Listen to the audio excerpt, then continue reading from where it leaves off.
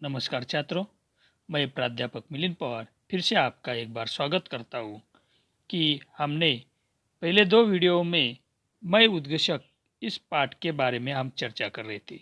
तो आज हम आगे की जानकारी लेंगे कि पहले दो वीडियो में हमने देखा कि सूत्र संचालन के प्रकार और उस सूत्र संचालक उद्घोषक के लिए कौन कौन से गुण उसमें होना ज़रूरी होता है, ये हमने देखी।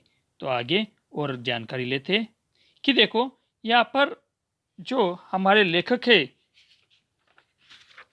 आनंद सिंह जी, वो आनंद सिंह जी क्या बताते हैं कि आनंद सिंह जी एक उत्कृष्ट उद्घोषक थे, एक कुशल वक्ता थे। वो क्या थे? एक कुशल एंकर थे। तो वो बताते हैं कि मैं इस बात का ध्यान रखता हूँ कि कार्यक्रम कोई भी हो, मंच की गरिमा बनी रहे। मंचीय आयोजन में मंच पर आने वाला पहला व्यक्ति संचालक ही होता है। एंकर उद्घोषक का व्यक्तित्व दर्शकों की पहली नजर में ही सामने आता, अतएव उसका परिधान, वेशभूषा, केश सज्जा इत्यादि सहज व गरिमामयी होनी चाहिए। उद्घोषक या एंकर के रूप में जब वह मंच पर होता है तो उसका व्यक्तित्व और उसका आत्मविश्वास ही उसके शब्दों में उतरकर श्रोता तक पहुंचता है। सतर्कता, सहजता और उत्साहवर्धन उसके मुख्य गुण है। मेरे कार्यक्रम का आरंभ जिज्ञासा भरा होता है। बीच बीच में प्रसंगानुसार कोई रोचक दृष्टांत, शेरो शायरी या कविताओं के अंश का प्रयोग करता हूँ। जैसे एक कार्यक्रम में वक्ता महिलाओं की तुलना गुलाब से करते हुए कह रहे थे कि महिलाएं बोलती भी ज्यादा है और हंसती भी ज्यादा है, बिल्कुल खिले गुलाबों की तरह वगैरह। जब उनका वक्तव्य खत्म हुआ तो मैंने उन्हें धन्यवाद देते हुए कहा, सर आपने कहा कि महिलाएं हंसती बोलती बहुत ज्यादा है, तो इस पर महिलाओं की तरफ से मैं कहना चाहूंगा, हर शब्द में अर्थ छुपा होता है, हर अर्थ में फर्क छुपा होता है। लोग कहते हैं कि हम हंसते और बोलते बहुत ज्यादा है, पर ज्यादा हंसने वालों के दिल में दर्द छुपा होता है। कि देखो यहाँ पर लेखक आनंद सिंह जी बताते हैं कि मैं जब निवेदक के रूप में, एक उद्घोषक के रूप में किसी प्रोग्राम की एंकरिंग करता हूँ तो मैं एक ध्यान रखता हूँ कि कार्यक्रम कोई भी हो, परंतु मंचकी के गरिमा बनी रहे, मतलब उसका गौरव बना रहे। कि देखो मंचीय आयोजन पर सबसे पहले मंच पर आने वाला व्यक्ति कौन होता है? मंच संचालक ही होता है, कि उद्घोषक ही होता है, सूत्र संचालक ही होता है। तो पहली नजर में उसके व्यक्तित्व को दर्शकों के सामने आने वाला व्यक्ति उद्घोषक होता है।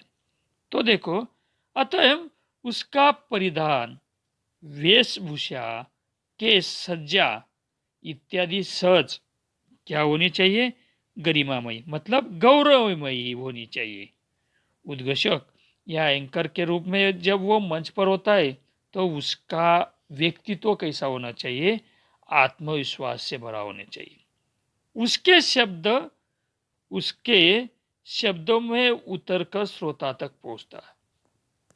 कि देखो सूत्र संचालक के जो शब्द होते हैं वो उस उसके जो आत्मविश्वास से उतरकर श्रोता तक पहुंचते।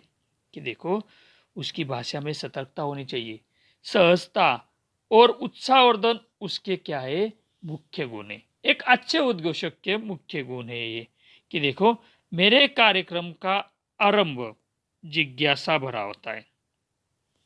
कि देखो यहाँ पर मैं उद्घोषक में आनंद सिंह कहते हैं कि मैं एक कुशल वक्ता किस प्रकार बना, कि मैं जब किसी प्रोग्राम की एंकरिंग करता हूँ तो मैं मेरे परिधान की ओर ध्यान देता हूँ, वेशभूषा की ओर ध्यान देता हूँ, और मंच की जो गरिमा है, मतलब जो गौरवशाली परंपरा है, उस परंपरा की ओर मैं ध्यान देता हूँ। उसकी को ही मद्देनजर रखता मैं अपने आप को वहाँ पर साबित करता हूँ। तो देखो आगे वो कहते हैं कि मैं जब प्रोग्राम का प्रारंभ करता हूँ तो मैं उस आरंभ को जिज्ञासा भरा होता है। जिज्ञासा भरा मतलब क्या? जानने की इच्छा से परिपूर्ण। जिज्ञासा भरा मतलब जानने की इच्छा से परिपूर्ण ऐसी आरंभ मैं उस प्रोग्राम का करता हूँ। और प्रोग्राम का आरंभ ऐसे होने के बाद बीच बीच में क्या करता हूँ? प्रसंगानुसार रोचक दृष्टांत, चुटकुले, जैसे शेरो शायरी, कविताओं का अंश का प्रयोग करता हूँ। मतलब कि श्रोता जो होते, श्रोता मेरी तरफ लगे होते, पूरी तरीके से वो मेरी भाषा की तरफ लग जाते हैं, मेरे शब्दों के ओर खींचे चले आते हैं। कि बीच बीच में कई बार शेर बोलता हूँ, कई बार कविता के अंश बोलता हूँ, तो और कई बार दृष्टांत दे देता हूँ। जैसे कि यहाँ पर मैं एक कार्यक्रम का उदाहरण हुआ लेखक यहाँ पर देते हैं, तो कहते हैं कि जैसे एक कार्यक्रम में एक जो वक्ता बोल रहे थे, तो उस वक्ता ने महिलाओं की तुलना क्या की थी? गुलाब से की थी। गुलाब से करते हुए उन्होंने कहा था कि महिलाएं क्या होती है? महिलाएं बोलती भी ज्यादा है और हंसती भी ज्यादा है, बिल्कुल खिले गुलाबों की तरह वगैरह। जब कि देखो, उन्होंने अपने भाषण में महिलाओं की तारीफ की थी। महिलाएं तो क्या होती है? बोलने वाली होती है और हंसने वाली होती है वो ज़्यादा। और बिल्कुल किस प्रकार होती है? वो खिले गुलाब की तरह होती है। तब बिल्कुल देखो, वहाँ पर मेरा हजार जवाब भी दिखाई दिया गया। कैसे? तो बिल्कुल खिले। तो उस समय मैंने उनका वक्तव्य खत्म हुआ तो मैंने उन्हें धन्यवाद देते हुए कहा, सर, आपने कहा कि महिलाएं हंसती बोलती बहुत ज़्यादा है। तो उस समय मैंने किस प्रकार एक शेर सुनाते हुए महिलाओं की तारीफ की थी, महिलाओं की तरफ से बोला था। तो देखो, यहाँ पर उदाहरण के तौर पर बताते हैं कि हंसती बोलती बहुत ज़्यादा है, तो इस पर महिलाओं की तरफ से मैं कहना चाहूँगा। तो क्या मैंने वहाँ पर एक शेर सुनाया था। तो वो शेर कौन सा था? कि देखो, हर शब्द में अर्थ छुपा होता है। क्या? हर शब्द में अर्थ छुपा होता है। हर शब्द में अर्थ छुपा होता है, हर अर्थ में फर्क छुपा होता है, हर अर्थ में फर्क छुपा होता है।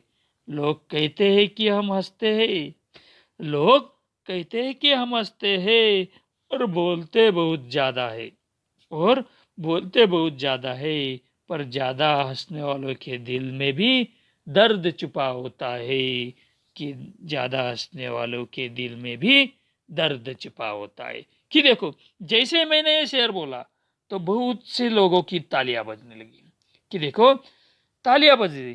कि देखो, लेखक आगे क्या कहते हैं, मेरी इसी बात पर इतनी तालियां बजी कि बस महिलाएं तो मेरी प्रशंसक हो गई।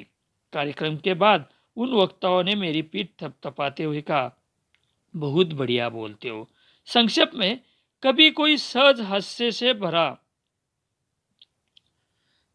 भरा चुटकुला या कोई प्रसंग सुना देता हूँ तो कार्यक्रम बोझिल नहीं होता तथा उसकी रोचकता बनी रहती है। विभिन्न विषयों का ज्ञान होना जरूरी है, कार्यक्रम कोई भी हो। भाषा को समयानुकूल प्रयोग कार्यक्रम की गरिमा बढ़ा देता है। इसके लिए आपका निरंतर पढ़ते रहना आवश्यक है। मैं भी जब छोटा था, रोज शाम के समय नगर वाचनालय में जाता था। चंपक, नंदन, बाल भारती, चंद्रमा, चंद चंद्र चंदा मामा जैसी पत्रिकाएं पढ़ता था। बाद में धर्मयुग, हिंदुस्तान, दिनमान, कादम्बनी, सारिका, नवनीत, रीडर्स डाइजेस्ट जैसे मासिक पाक्षिक पत्रिकाएं पढ़ने लगा। रेडियो के विविध कार्यक्रम को सुनना बेहद पसंद था। ये सारी बातें कहीं न कहीं प्रेरणादायक रही तथा सूत्र संचालन का आधार स्तंभ बनी। कि देखो, आगे लेखक आनंद सिंह क्या बताते हैं कि मैंने जब उस प्रोग्राम में वो शेर सुनाया तो उस शेर को खत्म होने के बाद इतनी तालियां बजी कि महिलाएं ने तो मेरी प्रशंसक हो गई। उस प्रोग्राम में, वो प्रोग्राम किन के लिए था? महिलाओं के लिए था। तो उन महिलाओं ने मेरी इतनी प्रशंसा की कि कार्यक्रम के बाद वक्ता ने भी मेरी पीठ थपथपाते हुए कहा, आप क्या करते हो, बहुत बढ़िया बोलते हो, अच्छे बोलते हो, आप एक अच्छे उद्घोषक हो, आप सही में क्या हो, मंच संचालक हो। संक्षेप में कि क्या कहते, कभी भी कोई सहज हास्य से भरा चुटकुला या प्रसंग मैं जब किसी प्रोग्राम में एंकरिंग करता हूँ, मंच संचालन करता हूँ, उद्घोषक के रूप में मंच पर आता हूँ, तो उस समय में ये बातें कहता हूँ जिससे कि उन चुटकुलों से, उन प्रसंगों से कार्यक्रम बोझिल नहीं होता तथा उसमें क्या होती है, रोचकता बनी रहती है। तो देखो, विभिन्न विषयों का ज्ञान होना बहुत जरूरत है। एक अच्छे कुशल वक्ता के लिए, एक अच्छे उद्घोषक के लिए विषय का ज्ञान होना बहुत जरूरी था। कार्यक्रम कोई भी हो, किसी भी प्रकार का कार्यक्रम हो, परंतु भाषा का समयानुकूल प्रयोग कार्यक्रम की क्या बड़ा गरिमा बढ़ा देता है, मतलब उसका गौरव बढ़ा देता है। इसके लिए क्या जरूरी है कि आपका निरंतर पढ़ते रहना बहुत जरूरी होता है। आपको न्याता होना बहुत जरूरी होता है। आपको न्याता होना बहुत जरूरी होता है। यहाँ लेखक कहते हैं कि मैं जब छोटा था तो रोज शाम के समय नगर के वाचनालय में जाता। तो देखो, मैं उसके लिए क्या होता है, पढ़ना, न्याता होना बहुत जरूरी, ज्ञान होना बहुत जरूरी होता है, पढ़ना बहुत जरूरी होता है। तो मैं भी उस समय जब छोटा था तब वाचनालय जाता था। वहाँ पर मैं चंपक, नंदन, बाल भारती और चंदा मामा जैसी क्या पत्रिकाएं पढ़ता था। बाद में धर्मयुग, हिंदुस्तान, दिनमान, कादम्बनी, सारिका, नवनीत, रीडर डाइजेस्ट जैसे जो मासिक पाक्षिक थे, वो पत्रिकाएं भी पढ़ने लगा। रेडियो के विविध कार्यक्रमों को सुनना मुझे पसंद था। और ये सारी जो बातें हैं, कहीं ना कहीं मेरे एक अच्छे उद्घोषक बनने के लिए और अच्छे मंच संचालक बनने के लिए मुझे क्या हुई, प्रेरणा दक रही। तथा सूत्र संचालन का मेरे अच्छे सूत्र संचालक का, अच्छे उद्घोषक बनने में क्या रही, वो एक आधार स्तंभ बनी। मैं उद्घोषक, मंच संचालक की भूमिका पूरी निष्ठा से निभाता रहा हूँ और श्रोताओं ने मुझे अपार स्नेह और यश से समृद्ध किया। किंग ऑफ वॉइस, संस्कृति शिरोमणि, अखिल आकाशवाणी जैसे अनेक पुरस्कारों से सम्मानित किया गया हूँ। मैंने भी विज्ञान देखकर रेडियो उद्घोषक पद हेतु आवेदन किया था। 29 वर्ष तक मैंने वहाँ अपनी सेवाएं प्रदान की, इसका मुझे गर्व है। मैं उद्घोषक हूँ, शब्दों की दुनिया में रहता हूँ। जब रेडियो से बोलता हूँ तो हर घर, सड़क दर सड़क, गली गली में सुनाई पड़ता हूँ। तब मेरी कोई सूरत नहीं होती, मेरा कोई चेहरा भी नहीं होता, लेकिन मैं हवाओं की पालकी पर सवार दूर गांव तक पहुंच जाता हूँ। जब एंकर बन जाता हूँ तो अपने दर्शकों के दिलों को छू लेता हूँ। आप मुझे एक आवाज के पर्दे पर देखते हैं। मैं उद्घोषक हूँ, मैं एंकर हूँ। कि देखो, आगे लेखक क्या कहते हैं कि मैं उद्घोषक, मंच संचालक की भूमिका पूरी निष्ठा से निभाता हूँ। मैं किसी प्रोग्राम का जब एंकरिंग करता तो मैं पूरी निष्ठा से उसे निभाता हूँ। और श्रोताओं ने मुझे कि देखो, मैंने मुझे जिस जिस प्रोग्राम में मैंने निवेदक का काम किया, मंच संचालन का काम किया, श्रोता ने मुझे अपार स्नेह दिया, यश दिया। उस एंकरिंग से मुझे मुझे यश दिया, कीर्ति दी, समृद्ध किया।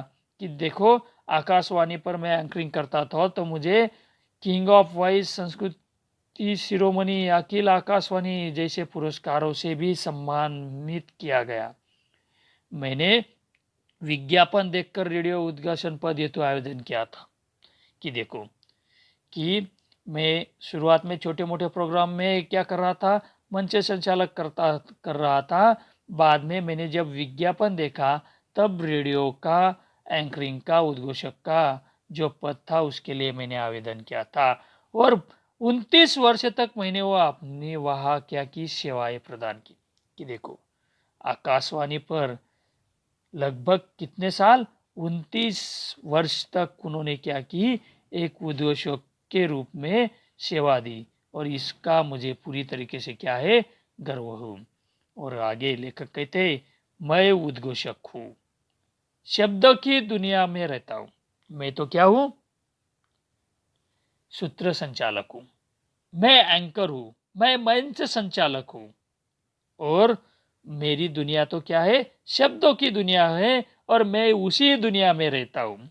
कि देखो, जब रेडियो से बोलता हूँ, जब मैं रेडियो पर 29 वर्ष मैंने रेडियो पर क्या किया? उद्घोषक मैं उद्घोषक मंच संचालन करता रहा 29 साल। तो जब मैं रेडियो से बोलता हूँ तो हर घर, सड़क दर सड़क, गली गली में सुनाई पड़ता हूँ। मेरी आवाज, मेरे मंच संचालक की बोली, मेरी उद्घोषणा वहां पर सुनाई देती है। तब मेरी कोई सूरत नहीं होती, मेरा चेहरा नहीं होता आपके सामने, परंतु मेरा कोई भी चेहरा नहीं होता, लेकिन मैं हवाओं की पालकी पर सवार दूर गांव तक पहुंच जाता हूँ। मेरी उद्घोषक मैं उद्घोषक, मेरी मंच संचालक की बोली गांव तक पहुंच जाती है। जब एंकर बन जाता हूँ तो अपने दर्शकों के दिलों को छू लेता हूँ। कि देखो, जब मैं किसी प्रोग्राम का एंकर होता हूँ तो आकाशवाणी पर जब एंकरिंग करता हूँ तो मैं जो मेरे जो दर्शक है उन दर्शकों के क्या दिलों को क्या करता हूँ? छू लेता हूँ, उनके दिलों में बैठ जाता हूँ। आप मुझे आवाज के पर्दे पर देखते हो, मैं उद्घोषक हूँ, मैं एंकर हूँ। कि देखो, यह लेखक कहते हैं कि मुझे सिर्फ आवाज के पर्दे पर देखते हो, परंतु मैं आप उन दर्शकों के दिल को छू लेता हूँ। परंतु क्या है? मैं क्या हूँ? उद्घोषक हूँ, मैं एंकर हूँ। कि देखो, आग, आगे पाठ में क्या बताए? रोजगार के जो अवसर बताए, उन रोजगार के अवसर पर हम चर्चा करते हैं। इस क्षेत्र में रोजगार की भी भरपूर संभावना है। इसमें आप नाम दाम दोनों कमा सकते। मुझे भाषा की गहराई से अध्ययन करना पड़ा है। लोग भले ही कहे कि भाषा का अध्ययन क्यों करें, क्या इससे रोजगार मिलता है?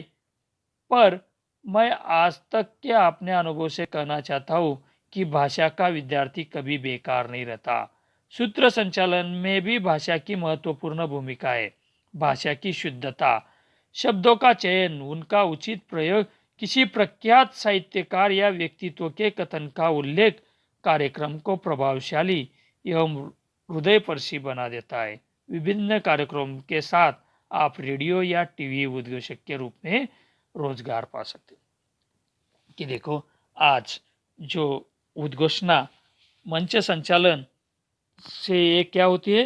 रोजगार की संभावना भी बढ़ी है। इस क्षेत्र में आज रोजगार की संभावना भी बढ़ी है कि छोटी सी गीत संध्या से लेकर बर्थडे पार्टी से राजनीतिक, सामाजिक, धार्मिक प्रोग्राम में एंकर की जरूरी होती है और वहाँ पर रोजगार की संभावना बढ़ती है। उससे साथ साथ टीवी की एंकरिंग हो, टीवी का उद्घोषक हो या रेडियो का उद्घोषक हो, वहाँ पर भी रोजगार की संभावना बढ़ी है। कि देखो, यहाँ पर लेखक कहते हैं इस क्षेत्र में रोजगार की भरपूर संभावना है।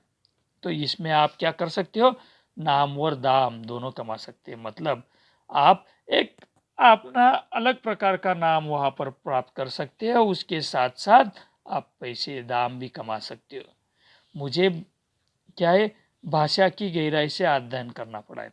परंतु लोग भले कहे भाषा का अध्ययन क्यों करें, परंतु मेरा मानना है कि इससे रोजगार मिलता है। आज तक अपने अनुभव से कहना चाहता हूँ कि भाषा का विद्यार्थी कभी भी बेकार नहीं रहता। सूत्र संचालन में भाषा ही महत्वपूर्ण भूमिका है। भाषा की शुद्धता, शब्दों का चयन, उनका उचित प्रयोग, किसी प्रख्यात साहित्यकार या व्यक्तित्व का कथन उल्लेख कार्यक्रम को प्रभावशाली, हृदयस्पर्शी बना देता है। विभिन्न कार्यक्रमों के साथ आप रेडियो या टीवी उद्घोषक के रूप में रोजगार पा सकते हैं। मतलब कि देखो, आप भाषा का विद्यार्थी कभी बेकार नहीं जाता और एक हृदयस्पर्शी बना देता है। और विभिन्न कार्यक्रम के साथ साथ एक उद्घोषक, अच्छे उद्घोषक को रेडियो तथा टीवी के टीवी पर रोजगार की संभावना भी बढ़ा दे सकता है। तो देखो, इस प्रकार हमने इस पाठ में एक कुशल वक्ता, कुशल उद्घोषक बनने के लिए क्या क्या जरूरी होता है उसके बारे में चर्चा की। यहाँ पर कि सूत्र संचालन करते समय सूत्र संचालन के कुछ चरण बिंदु होते हैं, वो भी इस पाठ में लेखक के द्वारा बताए गए। सूत्र संचालन के चरण बिंदु जो होते हैं, पहले श्रोतागण वंदन, उसके बाद स्वयं का परिचय, स्वागत, मंच पर उपस्थित महानुभावों का आदरपूर्वक सम्मान, सकारात्मक अभिप्राय, सहज उत्स्फूर्त संचालन, आवाज में उतार चढ़ाव, श्रोताओं से संवाद, समय सूचकता, हजर जवाबीपन, गलती पर तुरंत माफी, कार्यक्रम के अनुसार भाषा शैली में परिवर्तन, ये क्या होते हैं? सूत्र संचालन के चरण बिंदु होते हैं। तो देखो, इस पाठ में आनंद सिंह जी ने मैं उद्घोषक, इस पाठ में हमें किस प्रकार एक अच्छे उद्घोषक के लिए जो गुण होते हैं उन गुणों पे बारे में बताया है। एक अच्छा उद्घोषक, अच्छा मंच संचालक क्या होता है? मंच संचालक अच्छा हो तो प्रोग्राम सफल हो जाता है, परंतु अच्छे मंच संचालक के लिए क्या होती करनी पड़ती है? कड़ी मेहनत करनी पड़ती है। उसमें आत्मविश्वास होना बहुत जरूरी होती है, उसमें बोलने की हिम्मत होना बहुत जरूरी होता है, और हजर जवाबीपना, इस प्रकार के गुण उसमें आवश्यक होते हैं। तो ठीक है, यहाँ तक कि इस पाठ का अध्ययन हमने पूरी तरीके से इस पाठ का अध्ययन किया। मुझे आशा है कि ये पाठ आपको पूरी तरीके से समझ में आ जाएगा। तो आप इसे पसंद। धन्यवाद।